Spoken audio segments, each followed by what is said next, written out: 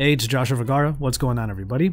And if you thought I wasn't going to talk about this right here, well, you don't know me at all. Jokes aside, I just wanted to get in front of the camera and just gush a little bit and just have some fun talking about how much fun I had watching Crazy Rich Asians. It's this really important film that came out this past weekend, and truth be told, I've already seen it twice. The film is #1 at the box office. It also has a great rating on Rotten Tomatoes, which is awesome to see. But of course, this film is really important because of its implications and the fact that it has a level of representation for the Asian community that we have not seen in decades, not since the Joy Luck Club.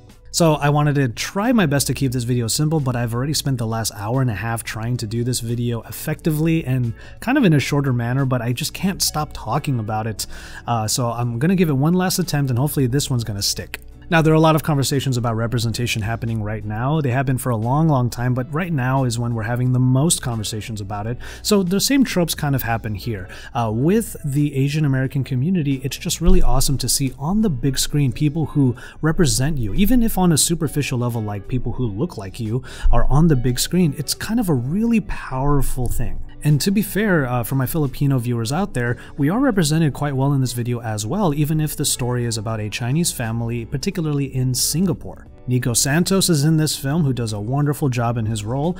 Even Chris Aquino, I'm not going to spoil anything, but Chris Aquino is in it as well, and her role is very small, but pretty pivotal when you think about the moment it happens. But obviously, Asian Americans across the board are very happy to be able to have their representation on screen with people like Michelle Yeoh, Constance Wu, and everyone else, Awkwafina, all these people who are in this film who do such a great job of making this generally universal story and genre of the rom-com genre accessible to everybody, but doubly important for one particular group of people. And it's because of the stories that are being told in here that are uniquely Asian, but universal in general. And it really shows that Asians are just that good at one particular thing, and that's fusion. Okay, again, jokes aside, there are a lot of stories in here, a lot of nuances that Asian Americans, Asians in general, really relate to. And it's something that my brother and I, who went for the second screening, it's something that we talked about because it was obvious that for us, we could understand certain things like the mahjong scene. Again, not going to spoil anything, but the mahjong scene, certain scenes where the parents are very blatantly shaming their children.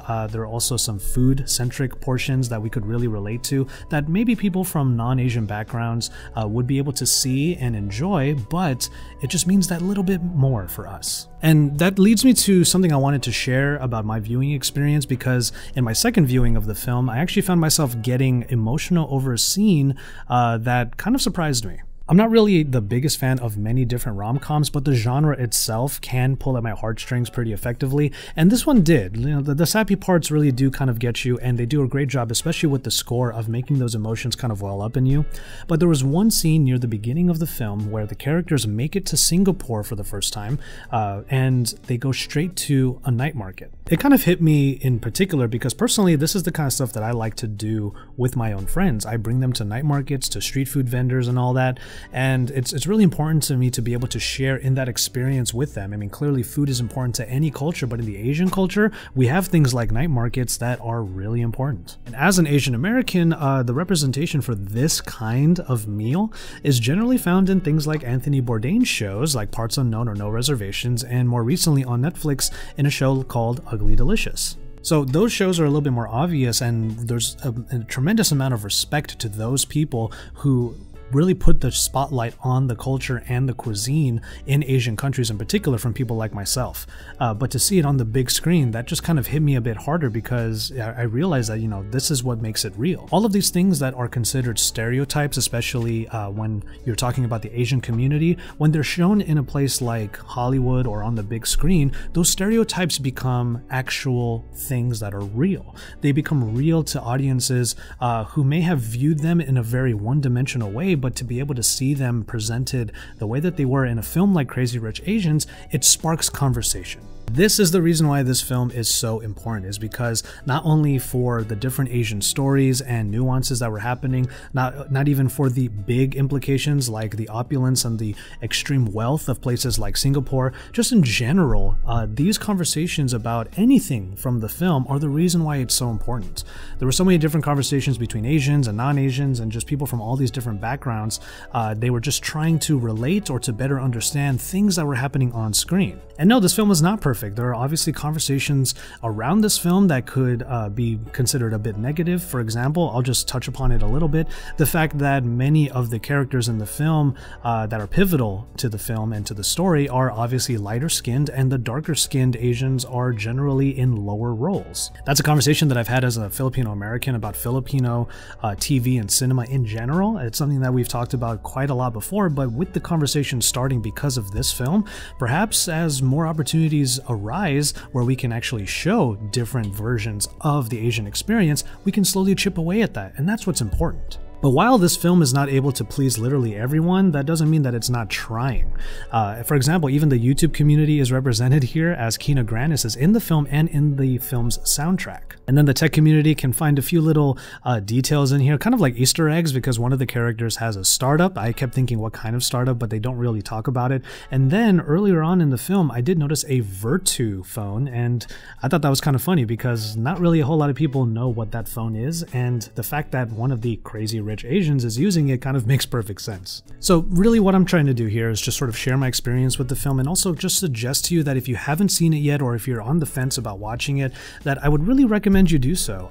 It's not necessarily one of those situations of if you don't like this film, then you don't support Asian Americans or Asians. That's not going to be the case. We understand that people out there probably don't really like rom-com genres, and at the same time, what we're just asking for is just a little bit of that support by going to the theater and at least giving it a chance.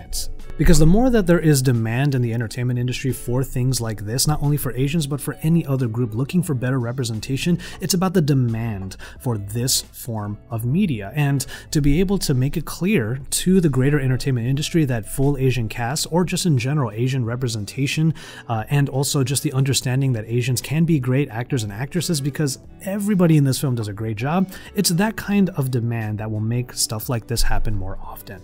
So yeah, I just had a great time with the film. I wanted to talk about it a little bit on my channel, and I have my own platform to be able to do so, which is in and of itself a blessing. So that's another reason why I wanted to be sure that since I do have a bit of a voice on this channel and just in general, that I used it for something like this that is really good and very near and dear to my heart. I'm obviously very passionate about this. I just wanted to take this time to talk about it, and I hope you enjoyed at least my commentary on it. If you want to give your opinions, and also if you've watched the film and you just want to share with me your thoughts on it as well, get into the comment sections down below. This is just as much a conversation as it is my gushing about how much fun I had. So get into the comment sections down below. Let me know what you think about Crazy Rich Asians and what it might mean for our or just general communities.